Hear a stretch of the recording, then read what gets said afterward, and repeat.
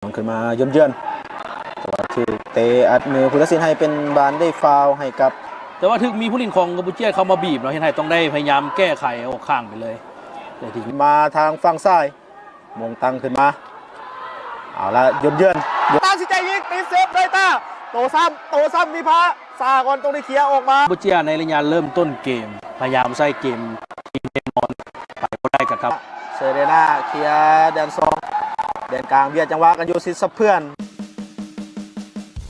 Hasil akhir pertandingan final AFF Women's antara Timnas Kamboja versus Timnas Indonesia. Tonton video ini sampai habis ya guys. Admin akan mengulas jalannya pertandingan yang sangat super seru dan menarik sekali ini.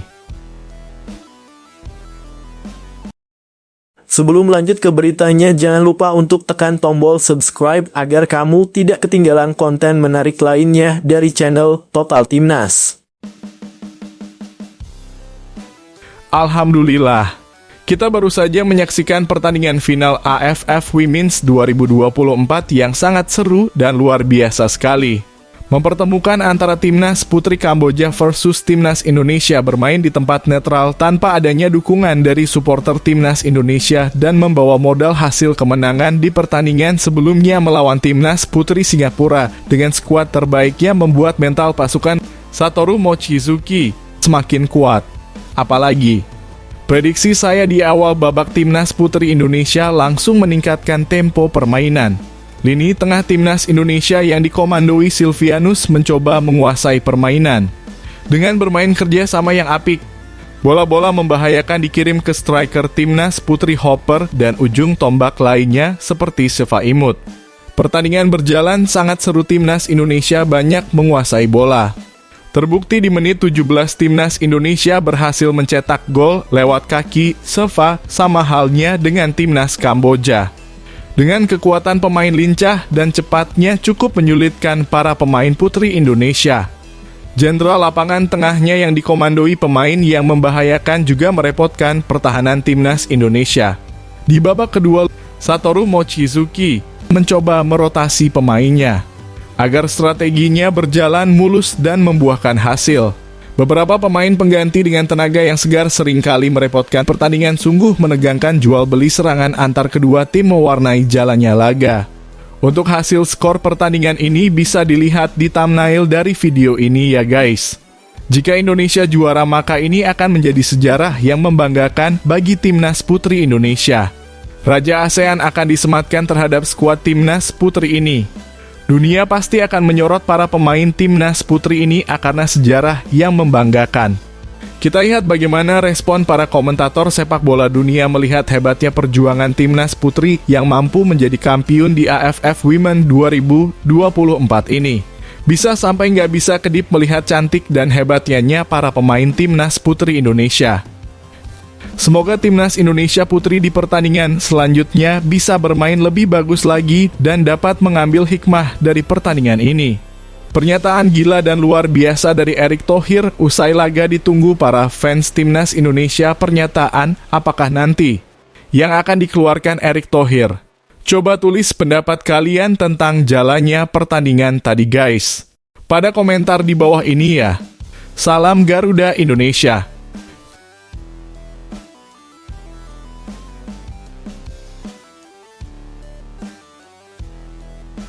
Pelatih Timnas Putri Indonesia Satoru Mochizuki menargetkan anak-anak asuhnya akan menjadi salah satu tim terbaik di Asia.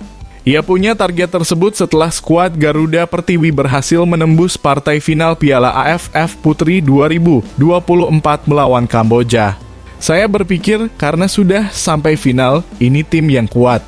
Target kami bahwa kami akan menjadi top di Asia dan selanjutnya untuk Piala Dunia, kata dia dikutip dari laman resmi PSSI pada Kamis 5 Desember 2024. Satoru tak memungkiri Claudia Schooneman dan kawan-kawan kelelahan apalagi sebelumnya menjalani pemusatan latihan selama 1 bulan. Tapi hal yang sama lawan kami nanti Kamboja pasti juga merasakan hal yang sama, kata dia. Timnas Putri Indonesia berhasil memastikan tempat di final Piala AFF Putri 2024 usai mengalahkan Singapura dengan skor telak 3-0 dalam laga semifinal yang berlangsung di New Laos National Stadium. Senin 2 Desember 2024. Saya pikir tim lawan Singapura tampil sangat baik. Kami mengalami kesulitan untuk menemukan ritme serangan. Mereka bermain dengan cara yang bagus. Namun di tengah situasi seperti itu, para pemain kami tetap mampu mencetak gol dengan baik dan membawa kemenangan. Saya sangat berterima kasih kepada para pemain atas usaha mereka, ujar Satoru dilansir dari laman Kita Garuda. ID meski berhasil meraih kemenangan meyakinkan Satoru masih akan memperbaiki timnya dengan terus berusaha meningkatkan kualitas tim. Saya ingin melupakan pertandingan hari ini. Saya ingin membentuk tim yang baru seperti terlahir kembali mulai dari awal lagi. Target besar kami sejak awal adalah lolos ke final dan menjadi juara, kata dia. Pertandingan final melawan Kamboja yang akan digelar di Stadion New Laos National pada Kamis 5 Desember 2024. Pertandingan itu menjadi kesempatan emas bagi skuad Garuda Pertiwi untuk mencatatkan sejarah baru. Skuad Garuda Pertiwi belum terkalahkan sejak di fase grup B dalam 3 laga yang bergulir. Timnas Putri Indonesia kemudian berhasil menghentikan langkah Singapura di semifinal dengan kemenangan 3-0.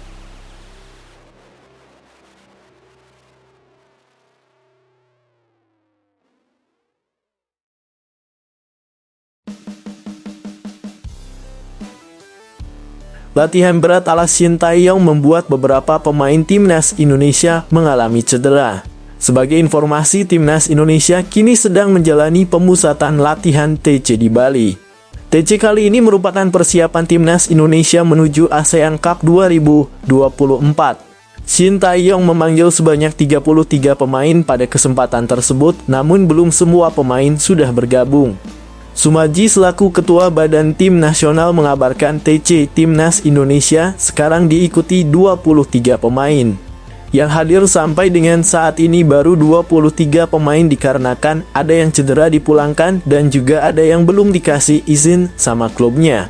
Sehingga dari total yang ada 23 pemain saat sekarang ini boleh dikatakan kondisinya sangat baik. Dan sekarang ini kondisi para pemain ini difokuskan pada kegiatan fisik dan juga mental, kata Sumarji.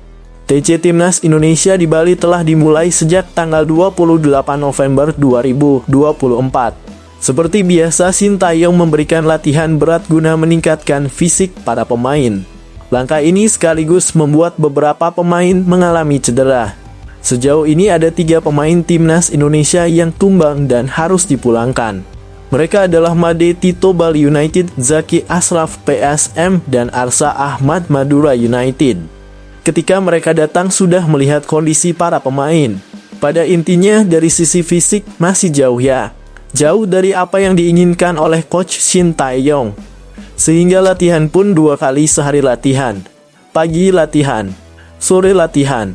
Ya memang betul-betul anak-anak yang kirim ya memang harus siap meningkatkan kualitas dirinya, terutama bagaimana supaya dia siap untuk bisa fisiknya semakin bagus. Yang berikutnya ya dari kondisi yang ada saat itu juga karena mungkin di klub ini kan juga berbeda ya. Dikarenakan memang begitu masuk gabung dari klub juga ada yang mungkin sebelumnya cederanya belum beberapa parah ketika bergabung. Dikarenakan juga intensitas latihan juga cukup keras ya, karena memang juga tadi kembali lagi peningkatan fisik maka mungkin juga ada yang cedera, ucap Sumarji.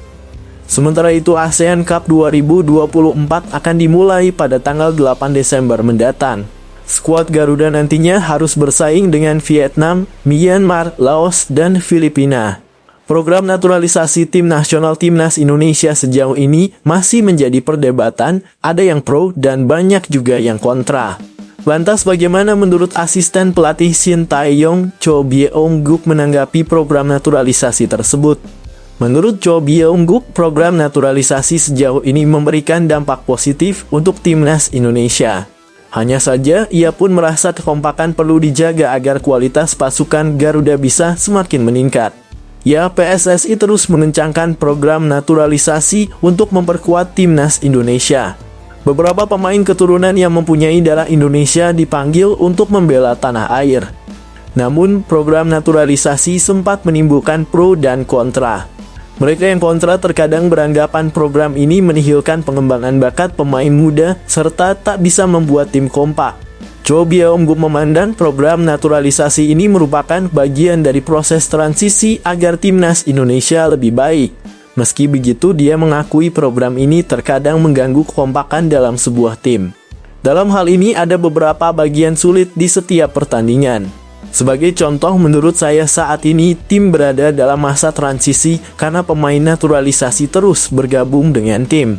Ini tidak berarti kami berjalan dengan mantap sebagai sebuah tim, namun para pemain berubah setiap kali kami berkumpul, kata Cho Byeong-guk dilansir dari Best 11, Selasa 2 Desember 2024. Jadi ada beberapa bagian yang perlu diperbaiki.